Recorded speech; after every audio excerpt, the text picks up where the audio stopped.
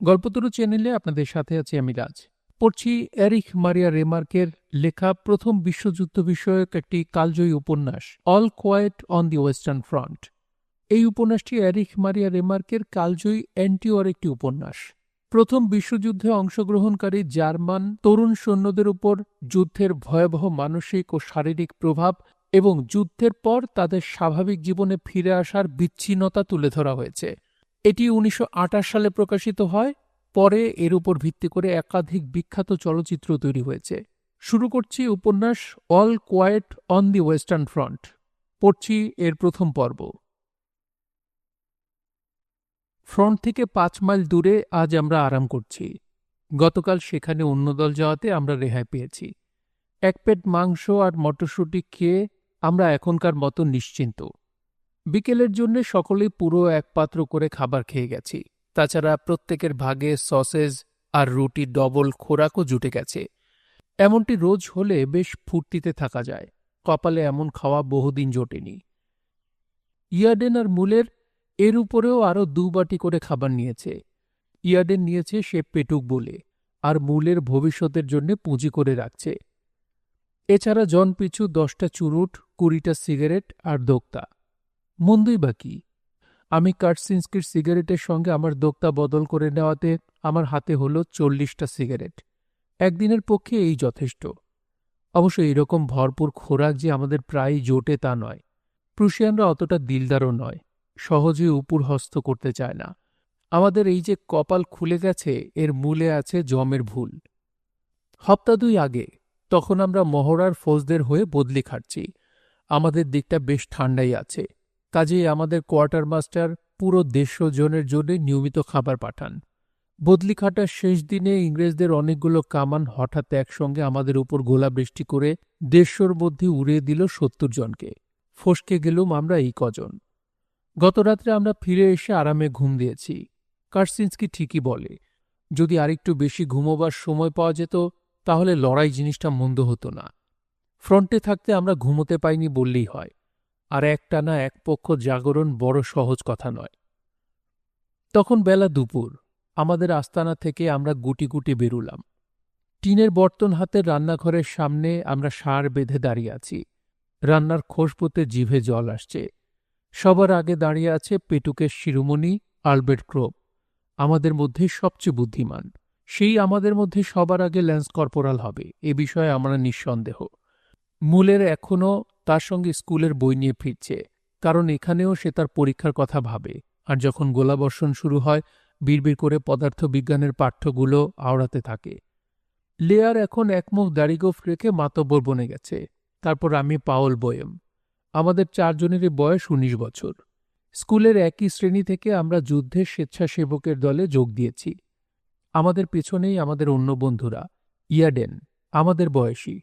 আগে সে চাবিওয়ালার কাজ করত। তার মতো খাইয়ে আমাদের দলের মধ্যে কেউ নেই। হাইয়ে ভেন্টুস, তার বয়সও ওই। তার কাজ ছিল মাটি কাটা। তারপর চাষি ডেটেরিং। সে কেবলই ভাবছে তার ক্ষেত খামার, তার স্ত্রীপুত্রের কথা। সবশেষে স্টানিস্লাউস কার্সিনস্কি, আমাদের দলপতি, চতুর, ধড়িবাজ, কষ্ট সহিষ্ণু, বয়স ৪০ বছর, সব রকম কাজেই ওস্তাদ। রসই আমাদের দিকে কোনো নজর দিচ্ছে না দেখে আমরা ক্রমেই অধীর হয়ে পড়েছিলুম। শেষে কার্সিনস্কি তাকে ডেকে বললে, ওহে হ্যান্ড্রিক, আর কেন, হাড়ার মুখটা খোলো, দেখাই তো যাচ্ছে রান্না হয়ে গেছে। সে হাই তুলে বললে, আগে সবাই জড়ো হোক, তবে তো। আমরা সবাই এসেছি। রসই তবুও কোনো খেয়াল করলে না, বললে, তোমরা এলে কি হবে, বাকি সব কোথায়? তারা আজ আর তোমার হাতে খাবে না। তারা কেউ হাসপাতালে, কেউ জমের বাড়ির নেমন্তন্ন রাখতে গেছে।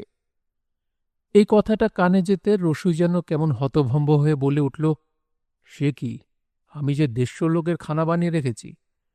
ক্রোপ কুনুই দিয়ে তাকে একটা খোঁচা দিয়ে বললে, তাহলে অনেক দিন বাদে আজ পেট ভরে খেতে পাবো, নাও আরম্ভ করো। ইয়াডেনের চোখ হঠাৎ উদ্ভাসিত হয়ে উঠল। সে মুখ কচলাতে কচলাতে বললে, তাহলে ১৫০ লোকের মতো রুটিও আছে? রুশোয়ের একেবারে বাকরোধ। সে অন্যমনস্কভাবে ঘাড় নাড়ল। ইয়াডেন তার কাপড় ধরে টেনে বললে, আর সসেজ? রুশোই আবার ঘাড় নাড়ল। ইয়াডেন উচ্ছ্বাসিত হয়ে বললে, দোক্তা চুরুট? হ্যাঁ, সমস্ত। প্রায় ডবল খাবার।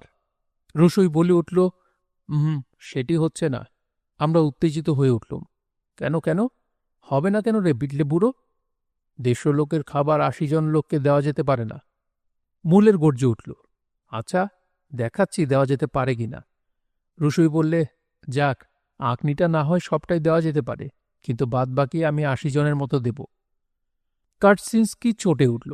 সে বললে, ওসব 80-82 বুঝি নে, সেকেন্ড কোম্পানির জন্য রান্না হয়েছে। বেশ, এই আমরা সেকেন্ড কোম্পানি এখানে হাজির হয়েছি, নাও পরিবেশন শুরু করো। আমরা শেষটা রসুইয়ের সঙ্গে হাতাহাতির জোগাড় করে তুললুম। তার উপর কেউই সন্তুষ্ট ছিল না, কারণ লড়াইয়ের সময় দুবেলাই এই রসুইয়ের দোষে আমাদের খাবার দেরি করে ঠান্ডা হয়ে আসত। গোলাগুলির ভয়ে আমাদের লাইনের অনেক পিছনে সে রসুইখানা তৈরি করত। সেই কারণে আমাদের খাবার যারা নিয়ে আসত তাদের অন্য অন্য কোম্পানির তুলনায় অনেক বেশি হাঁটতে হতো।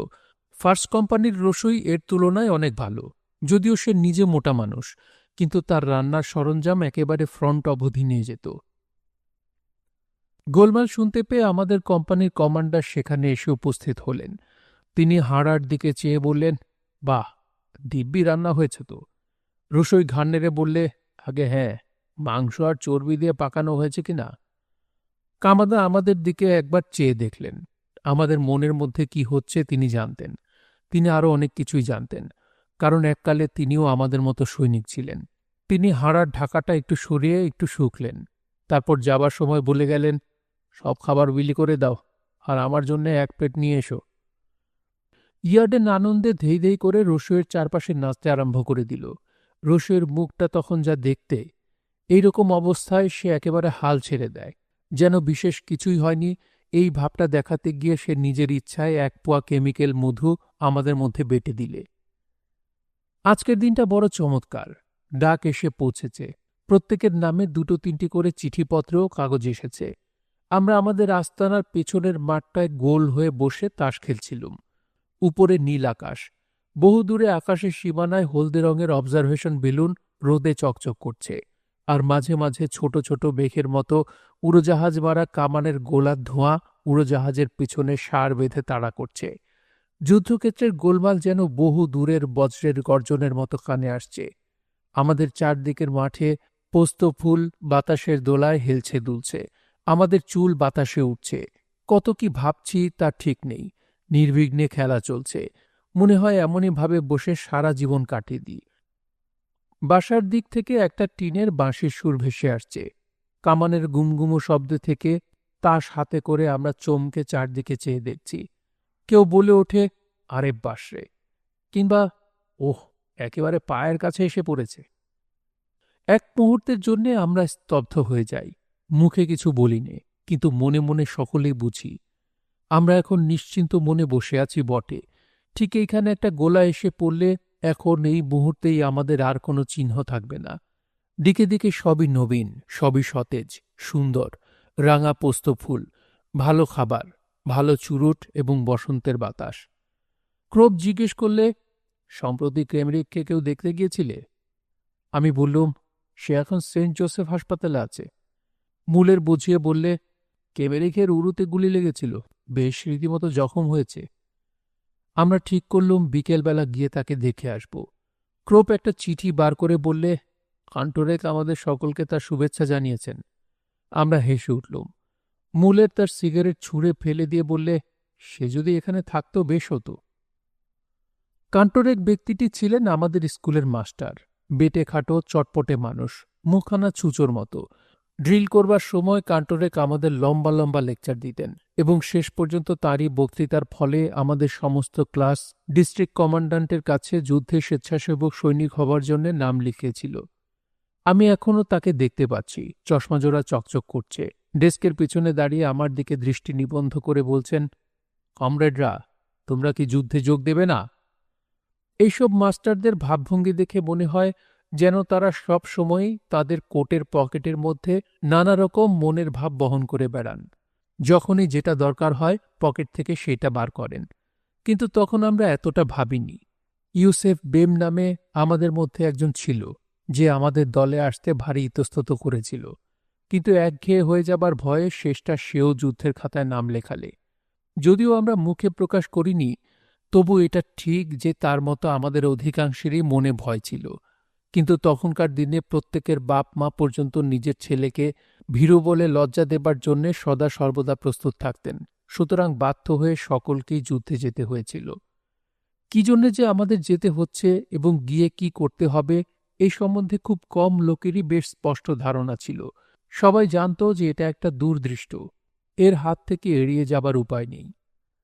আশ্চর্যের বিষয়, আমাদের মধ্যে যে প্রথম মারা গেল সে হচ্ছে এই বেম বলে ছোকরাটি, যে যুদ্ধে আসতে অনেকবার ইতস্তত করেছিল।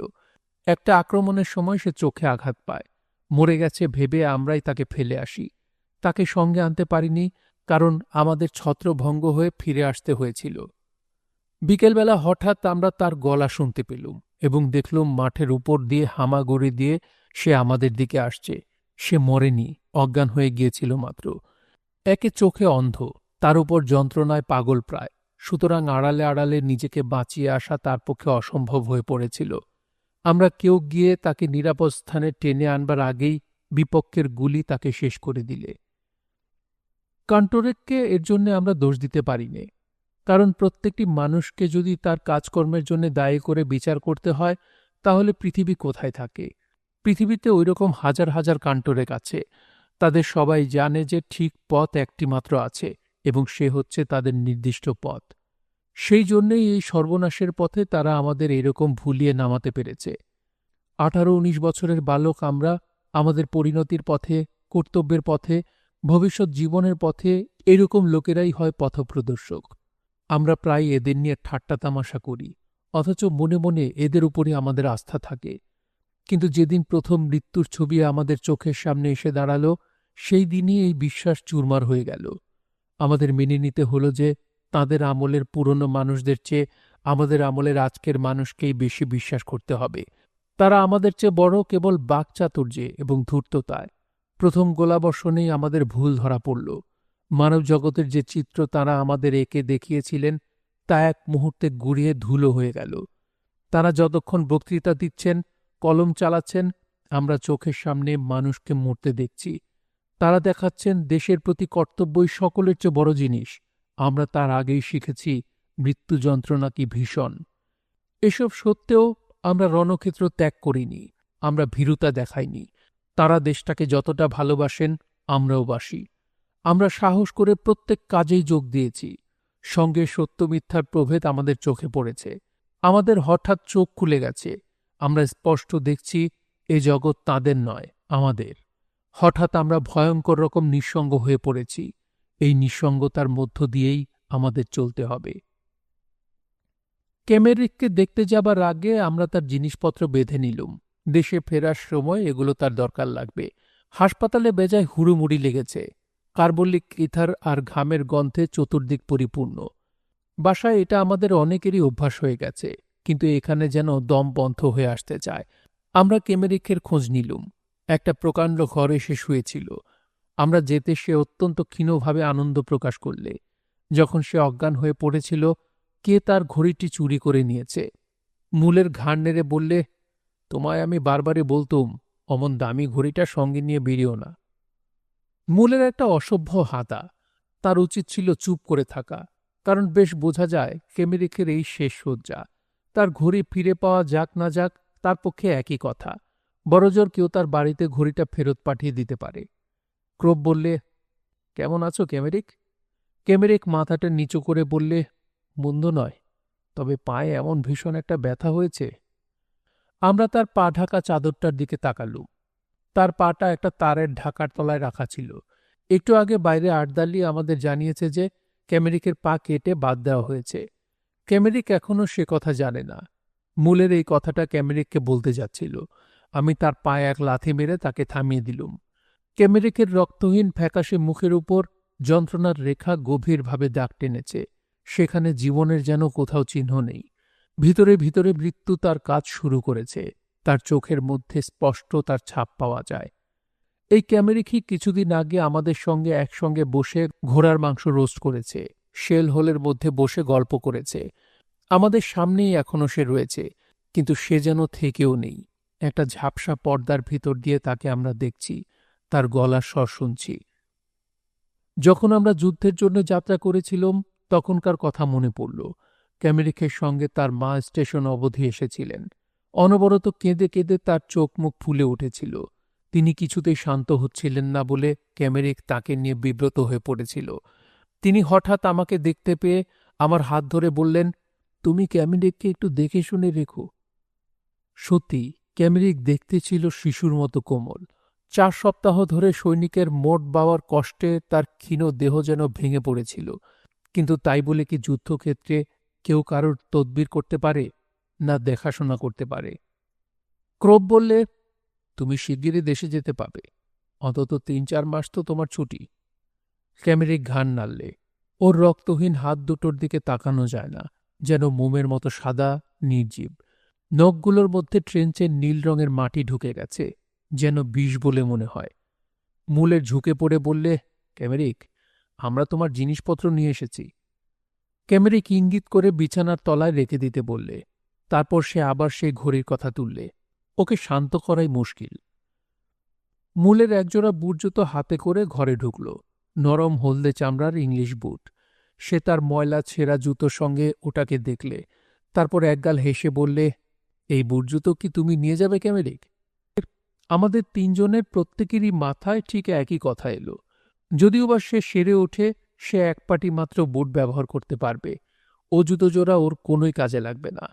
কিন্তু বুটের কথা এখন তোলাই মুশকিল। পাছে ক্যামেরিক তার পা কাটা সম্বন্ধে কোনো রকম সন্দেহ করে, তাই জুতো জোড়া তার সামনে রেখে দিতে হবে। তার মৃত্যু হলেই হাসপাতালের আর্দালিরা হয়তো সেটা গ্রাস করবে।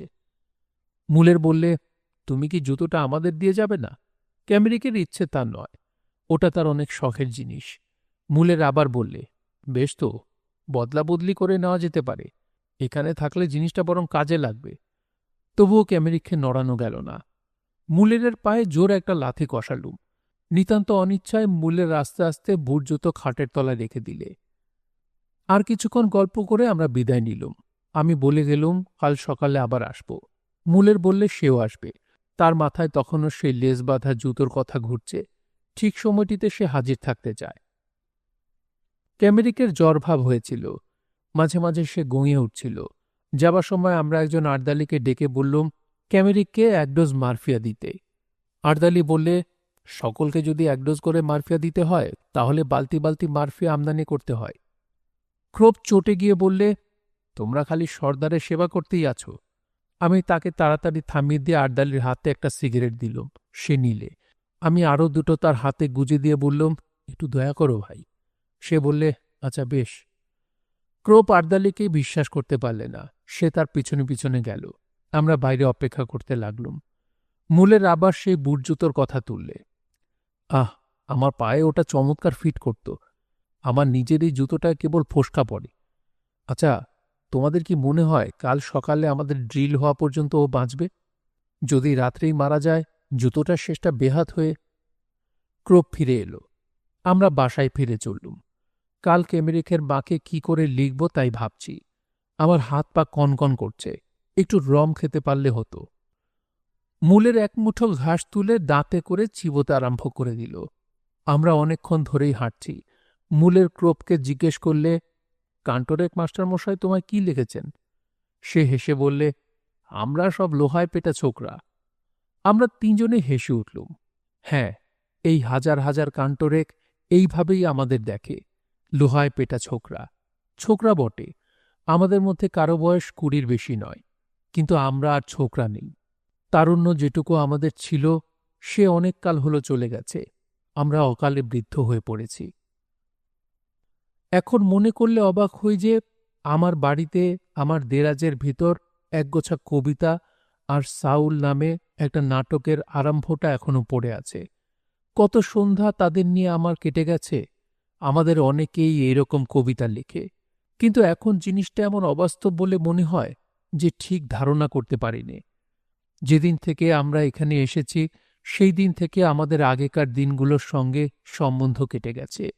অনেক সময় আমরা অতীতের দিকে তাকিয়ে এর একটা মানে খুঁজবার চেষ্টা করি, কিন্তু এ পর্যন্ত কিছুই খুঁজে পাইনি। 20 বছরের ছোকরা আমরা, ক্রোপ, মূলের, লেয়ার এবং আমি। কান্টারেক যাদের বলেন লোহার ভীম। আমাদের কাছে সমস্ত যেন কেমন ঝাপসা ঠেকে। আমাদের বড়র দল তাদের অতীতের জীবনের সঙ্গে জোড়া আছেন, তাদের স্ত্রীপুত্র আছে, কাজকারবার আছে, তা এমন পাকাপোক্ত রকমের খাড়া করে এনেছেন যে এই যুদ্ধ তা এক তিল নড়িয়ে দিতে পারেনি। আর আমাদের মতো 20 বছরের ছোকরা, আমাদের আছে খালি বাপ মা, হয়তো কারো একাত্রী প্রেমপাত্রী, যাদের উপর আমাদের সামান্যই টান। এছাড়া যা আছে তা নিতান্তই সামান্য, কিছু উৎসাহ, দু একটা খেয়াল, আর আমাদের স্কুল, এর মধ্যেই আমাদের জীবনবদ্ধ। আমাদের এই যুদ্ধক্ষেত্রে এসে এই অপরিসর জীবনের কিছুই যেন আর বাকি নেই, সমস্ত ধুয়ে মুছে গেছে। কান্টরেক হয়তো বললেন, আমরা সবেমাত্র জীবনযাত্রার চৌকাট মারিয়েছি, তাই মনে হয় বটে, আমাদের যেন এখনো শিকড় গাড়াই হয়নি। যুদ্ধের স্রোতে আমরা ভেসে গেছি। বয়স্কদের পক্ষে যুদ্ধটা একটা বাধার মতো এসেছে, তারা এর পরপারের কথা ভাবছেন, আর আমাদের এটা সম্পূর্ণ গ্রাস করেছে। এর অন্ত কোথায় আমরা জানি নে। আমরা শুধু জানি যে হঠাৎ একটা নিদারুণ রকমের অদ্ভুত কৌশল আমাদের নিষ্ফলা পতিত জমির মতো করে ছেড়ে দিয়ে গেছে। যাই হোক, এ সত্ত্বেও আমরা দিনরাত মুখ শুকিয়ে থাকি না। মূলের যদিও ক্যামেরিকের বুট পেলে আনন্দিত হবে, কিন্তু তাই বলে ক্যামেরিকের এই সংকটাপন্ন অবস্থায় সে যে আর সকলের মতোই দুঃখিত নয় তা নয়। সে শুধু ব্যাপারটাকে পরিষ্কারভাবে দেখছে। যদি বুটজোড়াটা ক্যামেরিকের কাজে লাগত, মূলের বরং খালি পায়ে কাঁটাতারের উপর দিয়ে হেঁটে যেত, তবু সেটা হস্তগত করবার চেষ্টা করত না। কিন্তু অবস্থা এখন এমন যে জুতোটা পা কাটা ক্যামেরিকের তো কোনো কাজেই আসবে না, ক্যামেরিকও বাঁচবে না। বুটজোড়া যেই পাক তার কিছু আসে যায় না, সুতরাং মূলেরই বা সেটা না পায় কেন? হাসপাতালের রাতদালির চেয়ে তার অধিকার বেশি। ক্যামেরিক মারা গেলে সুযোগ ফসকে যেতে পারে, তাই মূলের এখন থেকেই সজাগ আছে। আমরা যত কিছু বাজে ভাবনা তা ভাবতে ভুলে গেছি। যা ঘটবে শুধু তাই আমাদের চোখে পড়ে, এবং আমরা জানি রণক্ষেত্রে ভালো একজোড়া বুট সহজে পাওয়া মুশকিল। এককালে কিন্তু অন্যরকম ছিল। যখন ডিস্ট্রিক্ট কমান্ড্যান্টের কাছে আমরা 20 জন কিশোর যুদ্ধের খাতায় নাম লেখাতে গেলুম, তখন আমাদের মধ্যে অনেকেই বেশ গর্বের সঙ্গে সেই প্রথম দাড়ি কামিয়ে সেনা ব্যারাকে গিয়েছিল। আমাদের ভবিষ্যতেরও কোনো নির্দিষ্ট লক্ষ্য ছিল না। আমাদের জীবন গতি, আমাদের উপজীবিকা, আমাদের ভবিষ্যৎ স্পষ্ট কল্পনা করতে পারতুম না। তখনও আমাদের দৃষ্টি এমন অস্পষ্ট ছিল যে জীবনটাকে, এমনকি যুদ্ধটাকেও একটা আদর্শ লোক, একটা উপন্যাস রাজ্যের মতো বোধ হতো। সৈন্যদলে আমরা 10 সপ্তাহ তালিম পেয়েছিলুম, এবং এইটুকু সময়ের মধ্যে এই শিক্ষার প্রভাব আমাদের উপর এতটা কাজ করেছিল যে স্কুলে 10 বছরেও তা হয়নি। আমরা শিখলুম এতটুকু একটি চকচকে বোতাম 4 খণ্ড শোপেনহাওয়ারের, বিখ্যাত জার্মান দার্শনিক, বইয়ের চেয়েও বেশি মূল্যবান।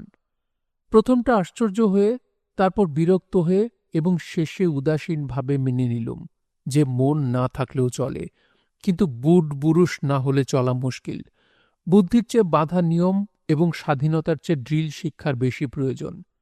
আমরা সৈনিক হয়েছিলাম আগ্রহ এবং উৎসাহ নিয়ে, কিন্তু ওরা ওই উৎসাহ এবং আগ্রহ জিনিসটাকেই আমাদের মধ্য থেকে দূর করে দেবার জন্যে করতে আর কিছু বাকি রাখলে না। 3 সপ্তাহ বাদে আমরা বেশ ভালো করে বুঝলুম যে একজন সাধারণ ডাক হরকরা আমাদের উপর যতটা কর্তৃত্ব ফলাবে, আমাদের পিতামাতা এবং শিক্ষকরাও তা এ পর্যন্ত পারেননি। আমাদের গুরুমশায়ের কাছ থেকে শেখা জন্মভূমির সম্বন্ধে উচ্চ ধারণা কোথায় তলিয়ে গেল? আমাদের নতুন ফোটা চোখে আমরা দেখলুম জন্মভূমিকে ভালোবেসে আমরা নিজের ব্যক্তিত্বকে বিসর্জন দিয়েছি, যা হীনতম দাসকেও দিতে হয় না। সেলাম করা, আড়ষ্ট হয়ে দাঁড়ানো, কুচকাওয়াজ, ডাইনে ঘোরা, বামে ঘোরা, দু গোড়ালি এক করা, তদুপরি অপমান এবং আরও হাজারো রকমের খুঁটিনাটি। আমরা ভেবেছিলুম আমাদের কাজ হবে অন্য এক রকম, কিন্তু দেখলুম সার্কাসের ঘোড়ার মতো করে আমাদের বীরত্ব শেখানো হবে, অথচ এতেও শীঘ্রই আমরা অভ্যস্ত হয়ে পড়লুম। আমাদের ক্লাসের ছেলেরা 3 জন 4 জন করে একটা একটা পল্টনে ভাগ হয়ে গেল। এই পল্টনের মধ্যে মেছো চাষা থেকে মোটে মজুর সকলের সঙ্গে আমরা বন্ধুত্ব পাতিয়ে নিলুম। ক্রোপ, মুলের, কেমেরিক আর আমি কর্পোরাল হিমিলস্টনের অধীনে 9 নং পল্টনে চলে গেলুম। ক্যাম্পের মধ্যে এর খুব কড়া কায়দা-কানুন দোরস্ত বলে খ্যাতি ছিল, এবং তার জন্য ইনি গর্ব অনুভব করতেন। বেটেখাটো মানুষ, মোম দিয়ে ছুঁচলো করে পাকানো গোপ। 12 বৎসর চাকরি করেছেন এবং যুদ্ধে যোগ দেবার আগে ইনি ডাক পেয়াদার কাজ করতেন। ক্রোপ, ইয়ার্ডেন, ভেস্টুস এবং আমি, এই 4 জনের উপর ইনি বিশেষ নারাজ ছিলেন, কারণ আমরা তাকে গ্রাহ্য করতুম না। একদিন সকালে আমি 14 বার তার বিছানা করে দিয়েছি। প্রত্যেকবারই তিনি কিছু না কিছু খুঁত বার করে টান মেরে বিছানা ফেলে দিয়েছিলেন। লোহার মতো শক্ত একজোড়া জুতোকে আমি 24 ঘণ্টা দলাই মলাই করে মাখনের মতো নরম করে দিয়েছি। তার হুকুমে আমি দাঁত মাজা বুরুশ দিয়ে ঘর ঝাড় দিয়েছি। ব্যারাকে একবার তুষারপাত হওয়ায় আমাকে আর ক্রোপকে সেই বরফ ঝাড় দিতে হয়েছিল, এবং যদি ভাগ্যক্রমে একজন লেফটেন্যান্ট ঘটনাস্থলে এসে না পড়তেন তো আমরা বরফে জমে যাবার আগে নিষ্কৃতি পেতুম না। তিনি এসে হিমিলস্টোনকে আচ্ছা করে বকুনি দিয়ে আমাদের ছুটি দিলেন। তাতে লাভ হলো এই যে হিমিলস্টোন আমাদের উপর আরও চটে গেলেন। উপরি উপরি 6 সপ্তাহের প্রতি রবিবার আমি চৌকিদার এবং আটদালির কাজ করেছি। পিঠে বোঝা, কাঁধে রাইফেল নিয়ে আমাকে চষা ভিজে ক্ষেতের উপর কুচকাওয়াজ অভ্যাস করতে হয়েছে। তৈয়ার, বাড়ো এবং শুয়ে পড়ো, এইসব হুকুম বারবার তামিল করতে করতে সর্বাঙ্গে কাদা মেখে কাদা ঢেলা হয়ে অবশ দেহে ছুটি পেয়েছি, এবং ঠিক 4 ঘণ্টা পরে কাপড় চোপড় পরিষ্কার করে সাফসুতরো হয়ে ছাল ওঠা রক্তাক্ত দেহ নিয়ে আমাকে হিমেলস্টোনের কাছে হাজিরা দিতে হয়েছে। ক্রোপ, ভেস্টুস ও ইয়ার্ডেনের সঙ্গে আমাকে তুষারের মধ্যে দাস্তানা শূন্য খালি হাতে বন্দুকের লোহার নল মুঠো করে দাঁড়িয়ে থাকতে হয়েছে। একদিন রবিবারে আমি আর ক্রোপ ব্যারাকের উঠানে একটা ময়লা বালতি সাফ করছি। এমন সময় সেজেগুজে ফিটফাট হয়ে হিমেলস্টোন সেখানে এসে হাজির। তিনি আমাদের সামনে দাঁড়িয়ে বললেন, কাজটা কেমন লাগছে? আমরা আর থাকতে না পেরে বালতির ময়লা তার পায়ের উপর ছুঁড়ে দিলুম। তিনি লাফিয়ে পিছিয়ে গেলেন, কিন্তু তার আগেই সব একাকার হয়ে গেল। তিনি গর্জন করে উঠলেন, এর ফল হাতকড়া, মনে রেখো। ক্রোপ বললে, আগে তো একটা তদন্ত হবে, তারপর আমরা যা বলবার বলব। হিমেলস্টোন বলে উঠলেন, বলবে আবার কি? নন কমিশনড অফিসারের সঙ্গে কেমন করে কথা কইছ মনে রেখো। তোমাদের বুদ্ধি লোপ পেয়েছে নাকি? দাঁড়াও, দেখাচ্ছি। বলে তিনি গজরাতে গজরাতে চলে গেলেন। যত রকম মাজা ঘষার কাজ আছে সবই আমাদের উপর এসে পড়ল। তার জন্যে কখনো কখনো আমরা রাগে গুমড়ে উঠতুম। আমাদের কেউ কেউ এর ফলে অসুখে পড়ল। ভোল্ট তো ফুসফুসের বিমারিতে মরেই গেল। ক্রমে ক্রমে আমরা কঠোর, সন্দিগ্ধ, নির্মম, দুষ্টভাবের হয়ে উঠলুম।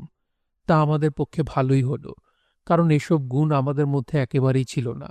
এই শিক্ষাটুকু না নিয়ে যদি আমরা ট্রেঞ্চে যেতুম, আমাদের মধ্যে অধিকাংশই ক্ষেপে যেত। এমনই করে এই কঠোরতার মধ্যে দিয়ে আমাদের কপালে যা আছে তার জন্যে আমরা তৈরি হয়ে নিলুম। আসল কথা হচ্ছে, এই শিক্ষার মধ্যে থেকে আমাদের মনে একটা খুব বড় ভাব জেগেছিল। যুদ্ধের যা শ্রেষ্ঠ দান, যুদ্ধক্ষেত্রে তাই আমরা পেলুম। আমরা পেলুম সৈন্যে সৈন্যে অন্তরঙ্গ ভাব, কমরেডশিপ। ক্যামেরিকের বিছানার পাশে আমি বসে আছি। ক্রমান্বয়ে সে মৃত্যুর পথে এগিয়ে চলেছে। আমাদের চারদিকে খুব গোলমাল। একটা আহতদের ট্রেন সবেমাত্র এসে পৌঁছেছে। যে আহতদের সরানো যেতে পারে তাদের বাছাই করা হচ্ছে। ডাক্তারমশাই ক্যামেরিককে লক্ষ্য না করেই তার পাশ দিয়ে হন হন করে চলে গেলেন। ক্যামেরিক বালিশের উপর কুনুয়ের ভর দিয়ে একটু উঠে বললে, এরা আমার পাখানা বাদ দিয়েছে। তাহলে ক্যামেরিক জেনেছে দেখছি। আমি বললুম, একটা পা কেটেছে, আর একটা আছে তো। তোমার তো তবু ভালো। ভেগেলের যে ডান হাতি বাদ গেল। তাছাড়া তুমি শিগগির বাড়ি ফিরে যাবে। সে আমার দিকে চেয়ে বললে, তোমার সত্যিই কি মনে হয় আমি বাড়ি ফিরব? নিশ্চয়ই। সে আবার বললে, সত্যি মনে হয়? হ্যাঁ ফ্রান্স, এই অস্ত্রচিকিৎসা থেকে সামলে উঠলেই তোমার ছুটি। সে আমায় নিচু হতে ইশারা করলে। আমি তার ওপর ঝুঁকে পড়লুম। সে বললে, আমার ফেরবার আশা নেই। কি বাজে কথা বলছো ফ্রান্স? 2 দিন পরে তুমি নিজেই দেখতে পাবে। তাছাড়া একখানা পাকাটা এমন আর কি ব্যাপার? এখানে ওরা এর চেয়েও ঢের খারাপ ঘা জোড়াতাড়া দিয়ে খাড়া করে। সে একটা শীর্ণ হাত তুলে বললে, দেখছ আমার আঙুলগুলোর অবস্থা? ও অস্ত্রচিকিৎসার পরে সবারই অমন হয়। পেট ভরে খাও দাও, দেখতে দেখতে সেরে উঠবে। এরা তোমার ভালো করে দেখাশোনা করে তো। সে টেবিলের উপর একটা ডিশ দেখিয়ে দিলে। তার আধখানা তখনও খাবারে ভর্তি রয়েছে। ক্যামেরিক কিছু খায়নি দেখে আমি উত্তেজিত হয়ে বললুম, ফ্রান্স, তোমার খাওয়া চাই। খাওয়াই এখন দরকার। তাছাড়া খাবার জিনিসগুলো দেখছি তো বেশ ভালোই দিচ্ছে। সে পাশ ফিরল। একটু পরে আস্তে আস্তে বললে, এক সময় আমার আশা ছিল বড় হয়ে আমি বন রক্ষক হব। আমি তাকে আশ্বাস দিয়ে বললুম, তা তুমি এখনো হতে পারবে। আজকাল খুব সুন্দর নকল হাত পা তৈরি হচ্ছে। তুমি বুঝতেই পারবে না যে তোমার অঙ্গ নেই। মাংসপেশির উপর তাদের জুড়ে দেওয়া হয়। হাতের যে নকল আঙুল বেরিয়েছে তা নাড়ানো যায়, এমনকি লেখাও চলে। তাছাড়া দিন দিন আরো নতুন নতুন উন্নতি হবে। কিছুক্ষণ সে চুপ করে শুয়ে থাকে, তারপর বলে, মুলেরের জন্যে আমার লেস দেওয়া বুটটা তুমি নিয়ে যেতে পারো। আমি ভেবে পাইনে কি বলে তাকে উৎসাহ দেব। তার ঠোঁট ঝুলে পড়েছে, হাঁ বড় হয়ে গেছে, দাঁত বেরিয়ে পড়েছে, চোখ বসে গেছে, চামড়ার তলায় রক্ত নেই, দেহ কঙ্কালসার হয়ে আসছে, আর 2 ঘণ্টার মধ্যেই সব শেষ হয়ে যাবে। এমনই ভাবে মরতে একেই যে আমি প্রথম দেখছি তা নয়, কিন্তু আমরা ছেলেবেলা থেকে একই সঙ্গে মানুষ হয়েছি, তাই যা কিছু। অন্ধকার হয়ে আসে, কেমেরিখের মুখের রং বদলে যায়। বালিশ থেকে সে মাথা তোলে, ধীরে ধীরে তার ঠোঁট নড়ে ওঠে। আমি তার কাছে সরে আসি। সে ফিসফিস করে বলে, যদি আমার ঘড়িটা খুঁজে পাও, বাড়ি পাঠিয়ে দিও। আমি জবাব দেই না। কথা বলেও কোনো লাভ নেই। ওকে আর কোনো মতেই সান্ত্বনা দেয়া যাবে না। দুর্ভাগা আমি, অসহায়। হাসপাতালের আর্দালিরা গামলা করে বোতল নিয়ে আনাগোনা করছে। তাদের মধ্যে একজন এগিয়ে এসে ক্যামেরিককে একবার দেখে চলে গেল। স্পষ্ট বুঝলাম, অপেক্ষা করছে, ক্যামেরিকের বিছানাটা সে চায়। আমি ফ্রান্সের উপর ঝুঁকে পড়ে বললুম, সম্ভবত তোমায় ক্লোস্টেরবের্গের রুগ্নাবাসে নিয়ে যাবে। সেখানে তুমি আস্তে আস্তে সেরে উঠবে। তখন তুমি জানলা দিয়ে দেখতে পাবে মাঠের পাড়ে 2টি গাছ। এখন হচ্ছে বছরের সবচেয়ে সুন্দর সময়। ফসলে পাক ধরেছে।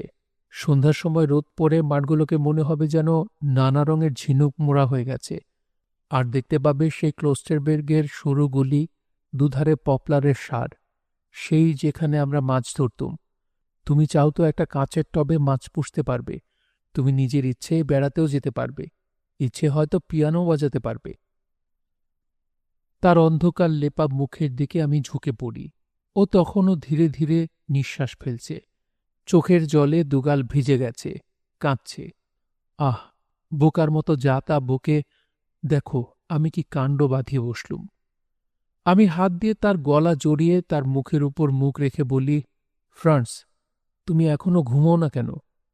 সে কোনো জবাব দিলে না। গাল বেয়ে তার টস টস করে চোখের জল গড়িয়ে পড়তে লাগল। আমার ইচ্ছে হয় চোখের জল মুছিয়ে দিই, কিন্তু আমার রুমালটা যা নোংরা। এইভাবে আরও 1 ঘণ্টা কেটে যায়। আমি স্থির হয়ে বসে তার প্রত্যেকটি নড়াচড়া দেখি, যদি সে কখনো কিছু বলে। একবার মনে ভাবি, মানুষটা যদি হঠাৎ ডুকরে কেঁদে ওঠে, কিন্তু সে এক কাতে শুয়ে মাথা রেখে নিঃশব্দে চোখের জল ফেলে। সে তার মার কথা, ভাই বোনের কথা, কোনো কথাই বলে না। সব ছেড়ে এখন সে কেবল নিজের একটুখানি 19 বছরের জীবন নিয়ে রয়েছে। এই ক্ষুদ্র জীবনটি তাকে ছেড়ে চলে যাচ্ছে, তাই তার কান্না। ক্যামেরিক হঠাৎ গোঙানি শুরু করলে। আমি লাফিয়ে উঠে বাইরে গিয়ে ডাকতে লাগলুম, ডাক্তার কোথায়? ডাক্তার কোথায়? একটা সাদা আলখাল্লা দেখবা মাত্র আমি পাকড়াও করে বললুম, শিগগির আসুন, ফ্রান্স ক্যামেরিক মারা যাচ্ছে। তিনি নিজেকে ছাড়িয়ে নিয়ে সামনের আর্দালিকে জিজ্ঞেস করলেন, কোনজন? সে বললে, 26 নং বিছানা, পা কাটা হয়েছে। তিনি নাক সিটকে বললেন, আজ তো 5টা পা কেটেছি, কি করে জানব কোনটা? আমায় সরিয়ে দিয়ে তিনি আর্দালিকে বলে গেলেন, তুমি গিয়ে দেখো। বলেই অস্ত্র চিকিৎসার ঘরের দিকে দৌড় দিলেন। রাগে আমার গা কাঁপতে থাকে। আর্দালির সঙ্গে আমিও চললুম। সে আমার দিকে তাকিয়ে বললে, ডাক্তারবাবু কি করবেন? সেই ভোর 5টা থেকে একটার পর একটা অস্ত্র করতে হচ্ছে। আজকে কটা মরেছে জানেন? 16টা। আপনারটা 17 নম্বর। সব শুদ্ধ হয়তো 20তে গিয়ে ঠেকবে। আমার মনে হলো যেন আমি মূর্ছা যাচ্ছি। কিছুই করবার আমার শক্তি নেই। হয়তো এখনই আমি পড়ে যাব, আর কখনো উঠতে পারব না। কেমেরিখের বিছানার পাশে এসে আমরা দাঁড়ালুম। তখন সে মারা গেছে। চোখের জলে মুখখানা তখনও ভিজে। আধখোলা চোখে সে পড়ে আছে। আর্দালি আমায় একটু ঠেলা দিয়ে বললে, এর জিনিসপত্র কে নিয়ে যাবে? আপনি? আমি ঘাড় নাড়ি। সে বলে চলে, আমরা এখনই একে সরিয়ে ফেলব। বিছানার আমাদের ভারী দরকার। বাইরে রোগীরা অনেক মাটিতে শুয়ে রয়েছে। আমি জিনিসপত্র একত্র করে ক্যামেরিকের আইডেন্টিফিকেশন ডিস্কটা খুলে নিলুম। ঘরের বাইরে অন্ধকার এবং খোলা বাতাসে মনে হয় হাঁপ ছেড়ে বাঁচলুম। যত পারি প্রাণ ভরে আমি নিঃশ্বাস নিই। চোখে মুখে মৃদু গরম বাতাসের স্পর্শ পাই। হঠাৎ আমার মাথার মধ্যে ফুলবাগানের কথা, সাদা মেঘের কথা জেগে ওঠে। বুটের মধ্যে পা সজোরে চলতে থাকে। আমি দ্রুত চলতে চলতে তারপর দৌড়াতে থাকি। আমার পাশ দিয়ে সৈন্যরা চলে যায়। তাদের কথা আমার কানে ভেসে আসে, কিন্তু কিছু বুঝি নে। মূলের কুটিরের সামনে আমারই অপেক্ষায় দাঁড়িয়ে আছে। আমি তাকে বুটজোড়া দিয়ে ভিতরে প্রবেশ করি। সে পায়ে দিয়ে দেখে বেশ ফিট করেছে। শুনছিলেন এরিখ মারিয়া রেমার্কের all quiet on the western front. পড়ছিলাম এর প্রথম পর্ব। উপন্যাসটি কেমন লাগছে অবশ্যই কমেন্ট করে জানাবেন। ভালো লাগলে একটি লাইক করবেন, চাইলে শেয়ার করতে পারেন। সবাই ভালো থাকবেন, সুস্থ থাকবেন এবং গল্পগুলোর সঙ্গেই থাকবেন। ধন্যবাদ।